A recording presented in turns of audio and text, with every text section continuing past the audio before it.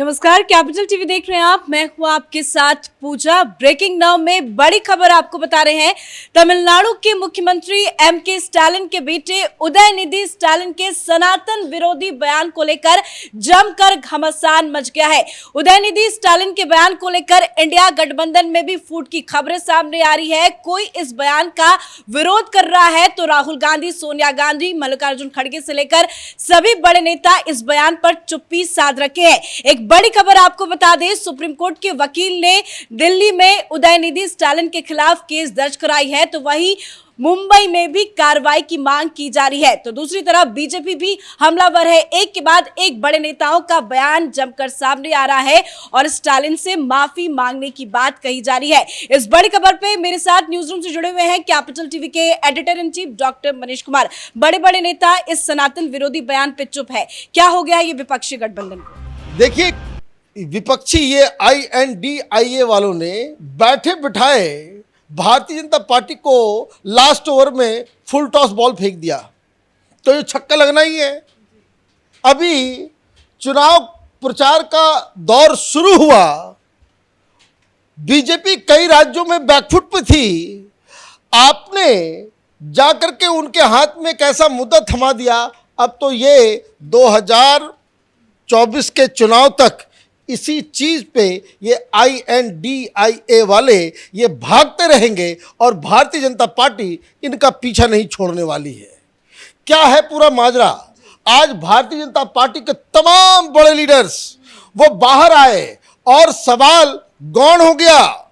ये उदयनिधि स्टालिन ये तो कोई अदरा सा खिलाड़ी, उसने मुंह से क्या कह दिया। एक गलती उसने की, दूसरी गलती चिदम्बरम के बेटे ने कर दी। हुआ ये कि भाई INDIA वालों ने और कांग्रेस पार्टी के पूर्व गृह मंत्री और फिनांस मिनिस्टर चिदम्बरम के बेटे ने ये प्रण कर लिया है कि सनातन धर्म को खत्म कर देना है, हिंदुओं को खत्म कर देना है, हिंदुओं का जेनोसाइड करना है। उदयनिधि का बयान ये कल आया, लेकिन 24 घंटे से ज्यादा का वक्त बीत गया है। वो अभी भी अपने बयान पे कायम है। देखिए, वो तो कायम है, लेकिन वो जब तक कायम है तब तक परेशानी बढ़ रही है किसकी? भाई, भारतीय जनता पार्टी की तरफ से क्या कहा जा रहा है? वो स्टालिन में इंटरेस्टेड नहीं है। What they are interested in, वो कह रहे हैं राहुल गांधी क्यों चुप है, सोनिया गांधी क्यों चुप है, ममता बनर्जी क्यों चुप है। और एक बोला भी, एक बड़े लीडर जिसका चुनाव की दृष्टि से बड़ा इंपॉर्टेंट है, मिनी हाईकमान कहा जा रहा है मध्य प्रदेश में जिसको, कमलनाथ, वो कार से अभी थोड़ी देर पहले कहीं गुजर रहे थे, मीडिया वालों ने पकड़ लिया, पूछ लिया कि भाई अभी तो बहुत टेम्पल रन चल रहा है आपका, अपने आप को वो फेक हिंदुत्व पार्टी बना करके आप हिंदू, और पता नहीं अभी धीरेन्द्र बाबा जो बागेश्वर बाबा हैं उनका कार्यक्रम वगैरह भी करवाया था, उनसे पूछ लिया गया कि भाई ये जो स्टालिन का जो बयान है, बोले कि उसमें उनका पर्सनल राय, कोई दिक्कत नहीं है। अरे भाई, कंडेम तो करो, कोई कंडेम नहीं कर रहा। RJD वाले सामने आ गए, वो मनोज झा वो कह रहे हैं कि नहीं, वो तो ठीक कहे हैं बात को। ये CPI CPM वाले आ गए, बोले बिल्कुल सही बात है, ये सनातन धर्म का खत्म होना ही जरूरी है। उद्धव ठाकरे चुप है, प्रियंक खड़गे का भी बयान आया और सारे लोगों का बयान आते चला जा रहा है। इसका मतलब क्या है? आपने एक ऐसे मुद्दे के ऊपर, माने ब्राजील की टीम के साथ आप फुटबॉल खेलने चले गए। अब आपने पूरे मुद्दे को भारतीय जनता पार्टी के सबसे स्ट्रॉन्गेस्ट पॉइंट ऑफ व्यू में जो है, जो सबसे स्ट्रॉन्ग पॉइंट है, उसके टेरिटरी में घुस के आपने पोक कर दिया है। अब ये अमित शाह क्या करेंगे? अमित शाह कह रहे हैं कि देखो घूम घूम करके ये प्रचार, कल वो राजस्थान में थे, उन्होंने कहा कि ये इंडिया वाले हिंदुओं को खत्म करना चाह रहे हैं, जेनोसाइड। और इस पे बिल्कुल इस बात को ध्यान रखिए कि व्हाट ही हैज सेड, ये जो स्टालिन इसने क्या कहा, कहाँ कहा, ये इंपॉर्टेंट है। ये एक ऐसा कार्यक्रम में शामिल हुआ जिसका जो टॉपिक ही था कि सनातन उन्मूलन सम्मेलन, सनातन को एलिमिनेट करना है। भाई, एलिमिनेट का मतलब क्या होता है? उन्मूलन का मतलब क्या होता है? विनाश, सर्वनाश, खत्म कर देना। और ये सब तो वामपंथी प्रवृत्ति के लोग हैं, इनके दिमाग में जो वायरस है वो कोरोना और डेंगू से ज़्यादा खतरनाक, ज़्यादा डेडली वायरस है जिसका नाम है कम्युनिज्म। उसके मुताबिक उन्मूलन का मतलब होता है एनिहिलेशन, मतलब यू हैव टू किल। तो बीजेपी तो ये सवाल पूछ रही है कि आप हिंदुओं के खिलाफ जेनोसाइड क्रिएट करना चाह रहे हो और आप हिंदुओं को गाली देने के लिए आपने ये अलायंस बनाया है, और किसी व्यक्ति के मुंह से ये बात निकल भी जाता है तो भाई ये तो सारे लोग चुप क्यों हैं? भाई कंडेम करना चाहिए।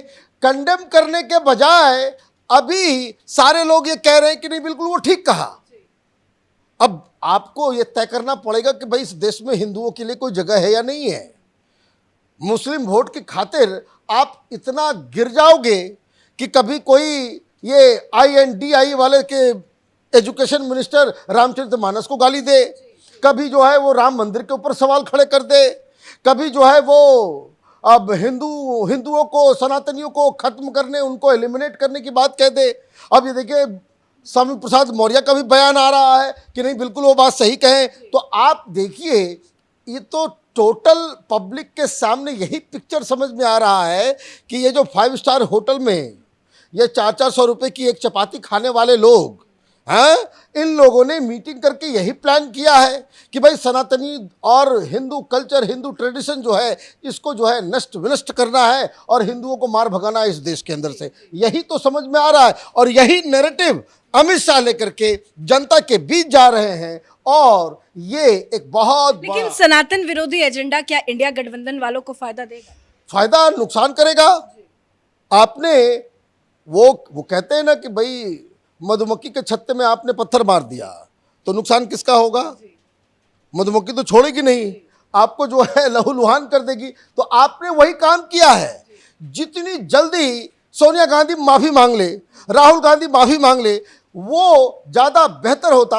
लेकिन बैकफुट पे आता हुआ कोई भी बड़ा नेता नजर नहीं आ रहा है, क्योंकि सुप्रीम कोर्ट के वकील ने केस दर्ज कराई, मुंबई में भी केस दर्ज की बात आ रही है और एक के बाद एक नए नए केसेस भी आएंगे, लेकिन वो कह रहे हैं जितने भी केस दर्ज करा लो मुझे कोई फर्क नहीं पड़ता। ये देखिए ये उनकी राजनीति है।